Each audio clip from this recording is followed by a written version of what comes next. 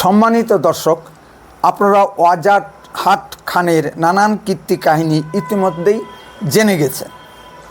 প্রবল হিন্দু জনমতের চাপে পড়ে মমতা ব্যানার্জি শেষ পর্যন্ত ওয়াজাহাট খানকে গ্রেপ্তার করতে বাধ্য হয়েছেন। গতকাল অর্থাৎ গত 10/6/25 তাকে আলিপুর কোর্টে তোলা হয়েছিল।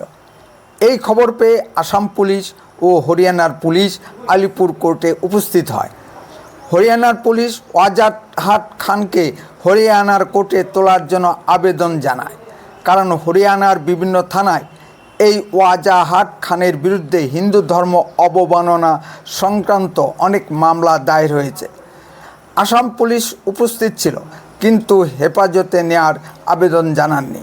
হয়তো আসাম পুলিশ মনে করছে হরিয়ানা থেকে তারা নিয়ে যাবে। এদিকে কলকাতা পুলিশ যাতে ওয়াজাহাট খানকে হরিয়ানার পুলিশের হাতে তুলে দিতে না হয়, সেজন্য বিশাল চাতুরির আশ্রয় নিয়েছে। কলকাতা পুলিশ ওয়াজাহাট খানকে 14 দিনের পুলিশ কাস্টডি আবেদন করে। মহামান্য বিচারপতি ওয়াজাহাট খানকে 7 দিনের পুলিশ কাস্টডি আবেদন মঞ্জুর করেছেন। আগামী 16/6/2025 তারিখে এই মামলার পরবর্তী শুনানির দিন ধার্য করা হয়েছে। ওয়াজাহাট খানকে যাতে বাইরের রাজ্যের পুলিশ তুলে নিয়ে যেতে না পারে, তার জন্য কলকাতা পুলিশের এত আকুতি কেন? নমস্কার, আপনারা শুনছেন উত্তরের কণ্ঠ। উত্তরের কণ্ঠ থেকে আমি প্রভাত বসাক, তুফানগঞ্জ, কোচবিহার। ইতিমধ্যেই খবরে প্রকাশ, এই ওয়াজাহাট খানের সঙ্গে পাকিস্তান যোগ স্পষ্ট থেকে স্পষ্টতর হচ্ছে। এই ওয়াজাহাট খান পাকিস্তানের করাচি ভিত্তিক একটি এনজিও স্কাই ফাউন্ডেশনের সঙ্গে যুক্ত।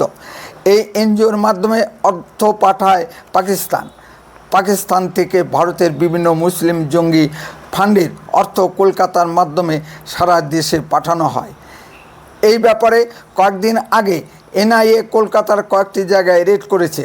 হয়তো সেই ভয়েই কলকাতা পুলিশ তাড়াতাড়ি ওয়াজাহাট খানকে গ্রেপ্তার করেছে, যাতে ওয়াজাহাট খানের পাকিস্তানি লিঙ্ক ধামাচাপা দেওয়া যায়, সব প্রমাণপত্র যাতে লোপাট করা যায়। এর ঘটনার ভিতর যদি এনআইএ ঢুকে যায়, তবে রাজ্যের সামনে সমূহ বিপদ অপেক্ষা করে আছে। যদিও খোদ মমতা ব্যানার্জির সঙ্গে বাংলাদেশের ও পাকিস্তানের জঙ্গি সংগঠনের যোগাযোগ আছে বলে কথিত। আর যদি এনআইএ প্রমাণপত্র পেয়ে যায়, তবে তো সোনায় সোহাগা। মমতা ব্যানার্জিকে দেশদ্রোহিতার অপরাধে গ্রেপ্তার করা হতে পারে। এই জন্যই কলকাতা পুলিশের এত তাড়াহুড়ো। এটা গেল একটা দিক। অন্য দিকটিও একটু ভাবুন সম্মানিত দর্শক। হাজার বছর ধরে চলে আসছে একটা মিথটি হলো মুসলিমরা হিন্দুদের দেবদেবী নিয়ে কুৎসিত আলোচনা করবে, হিন্দুরা প্রতিবাদ করতে পারবে না, অথবা হিন্দুরা এতদিন কোনো প্রতিবাদ করেনি। হিন্দুদের এই সহনশীলতায় মুসলিমরা আরও আশকারা পেয়েছে। মাননীয় মোদিজি ও বিজেপি ক্ষমতায় আসার পর থেকে হিন্দুদের এই মানসিকতার পরিবর্তন ঘটছে। হিন্দুরা এখন ঐক্যবদ্ধভাবে প্রতিবাদ করছে। হিন্দুদের এই মানসিকতা মুসলিমরা সহ্য করতে পারছে না। নূপুর শর্মার থেকে ব্যাপারটা শুরু হয়েছে, কিন্তু নূপুর শর্মার ক্ষেত্রে ঐক্যবদ্ধ হিন্দু সম্প্রদায়ের প্রতিবাদ দেখা যায়নি। মোহাম্মদ ওয়াজাহাট খান ও হিন্দুদের এই পরিবর্তনশীল মানসিকতা উপলব্ধি করতে পারেনি। তিনি দীর্ঘদিন ধরেই হিন্দুদের দেবদেবী নিয়ে নানা কুরুচিকর পোস্ট দিয়ে যাচ্ছিল, বিশেষত আসামের কামাখ্যা মন্দির নিয়ে। তিনি আবার শর্মিষ্ঠা পালনির পয়গম্বর হজরত মোহাম্মদকে নিয়ে পোস্টের বিরুদ্ধে কলকাতার বিভিন্ন থানায় মামলা দায়ের করেন। তিনি নিজে অপর কর্মে লিপ্ত, আবার অন্যের দেশ খুঁজে বেড়ান। মুসলিম সমাজ এতদিন ধরে জেনে এসেছে হিন্দু থেকে মুসলিম হয়। হিন্দুদের দেবদেবী নিয়ে নানা নোংরা মন্তব্য করলেও হিন্দুদের প্রতিবাদ করার সাহস নেই। কিন্তু এই ভারত এক নতুন ভারত। এখানে হাজারে হাজারে মুসলিমরা হিন্দু হচ্ছে। শিক্ষিত মুসলিম নারীরা অবাধে হিন্দু ছেলেদের বিয়ে করছে।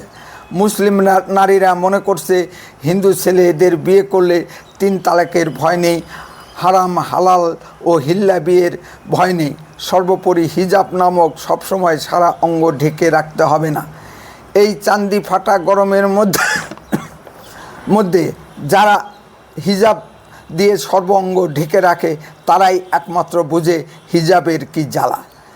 মুসলিম সমাজের এই মানসিকতার জন্যই আমরা হিন্দুরাই অনেকাংশে দায়ী। হিন্দু সমাজের নির্লিপ্ততাই মুসলিম সমাজকে অগ্রাসী হতে সাহায্য করেছে। আমাদের সমাজে সেকুলার হিন্দু নামে এক ধরনের প্রাণীদের দেখতে পাওয়া যায়। ধরুন মমতা ব্যানার্জি, তিনি হিজাব পরেন, কালেমা পাঠ করেন, আবার নিজেকে হিন্দু ব্রাহ্মণ ঘরের সন্তান বলে দাবি করেন। এই ধরনের ছদ্ম হিন্দুদের চিনে রাখা দরকার এবং সাপের বিষের মতো পরিত্যাগ করা উচিত। কিন্তু আমরা হিন্দুরা কি ঐক্যবদ্ধ হতে পেরেছি? হিন্দুরা ঐক্যবদ্ধ হলে যে শক্তি নির্মাণ হবে তাকে চ্যালেঞ্জ করার মতো কোনো শক্তি পৃথিবীতে অবশিষ্ট থাকবে না। কাশ্মীরের পহেলগাঁয়ে বৈশরণ ভ্যালিতে যে 26 জন নিরপরাধ হিন্দুদেরকে নৃশংসভাবে খুন করা হয়েছে, তাতে সারা পৃথিবীর হিন্দু সমাজ ঐক্যবদ্ধ হয়েছিল।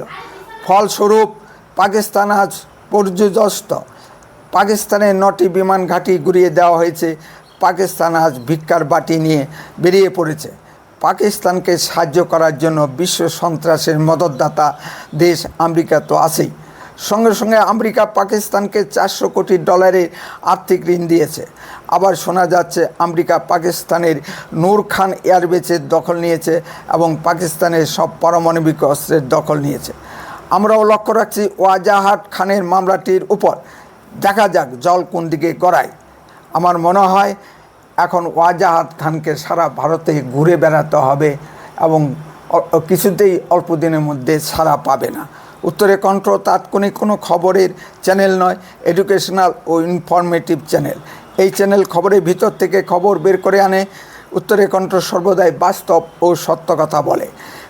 আরও এই ধরনের ভিডিও পেতে দয়া করে এক্ষুনি চ্যানেলটিকে সাবস্ক্রাইব করুন, বেল আইকনে ক্লিক করুন, আপনার মূল্যবান মতামত কমেন্টে লিখুন। যদি ভিডিওটি ভালো লেগে থাকে তাহলে অন্ততপক্ষে 10 জনের মধ্যে ভিডিওটি শেয়ার করুন। উত্তরে কণ্ঠ দেশের কথা বলে, দশের কথা বলে। আপনারা চোখ রাখুন উত্তরে কণ্ঠের পর্দায়। বন্দে মাতরম, ভারত মাতা কি জয়। খুব শীঘ্রই ফিরে আসছি নতুন কোনো ভিডিও নিয়ে। সুস্থ থাকুন, ভালো থাকুন।